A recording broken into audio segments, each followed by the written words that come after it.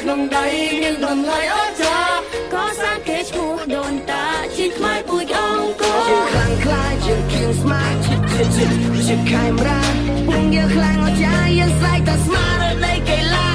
យើងខ្លាំងខ្លាចយើងគៀងស្មាតជាជាតិខេមរាពុំយើងខ្លាំងអស្ចារ្យយើងស្រែកតែស្មារតីកីឡាយើងមិនជឿថាយើងមិនឈ្នះបើសិនជាយើងតស៊ូដើម្បីជ័យជំនះខំទាំងអស់គ្នាដើម្បីជោគជ័យក្រោកឡើងជុំនឹងចាំអី We the best We the champion លើកមកឲ្យប្រទេស We to the top គ្មានណារឿង this ព្រោះយើងខ្លាំង they know we the best ជាកម្ពុជាដើម្បីជោគជ័យយើងរួមដៃទាំងអស់គ្នាលើកដៃប្រណម្យជួយកីឡាកម្ពុជាវត្តសាស្ត្រជួយពួកយើងទាំងអស់គ្នាជ័យយោកម្ពុជាយើងតស៊ូដល់ទៅចុងក្រោយបងក្រោយគំរាថយយើងត្រូវបំបាក់សត្រូវយើងកុំរលា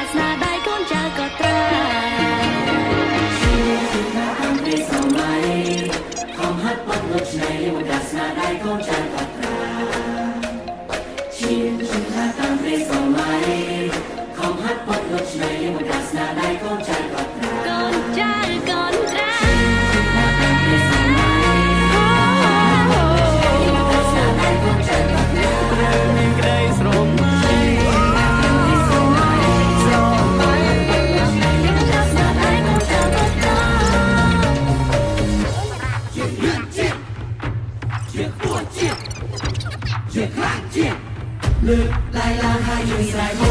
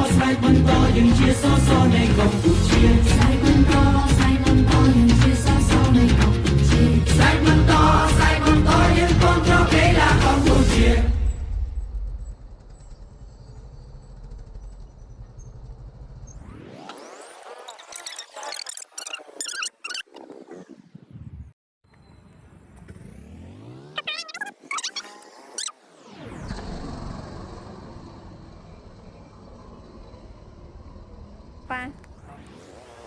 ได้นะฮะ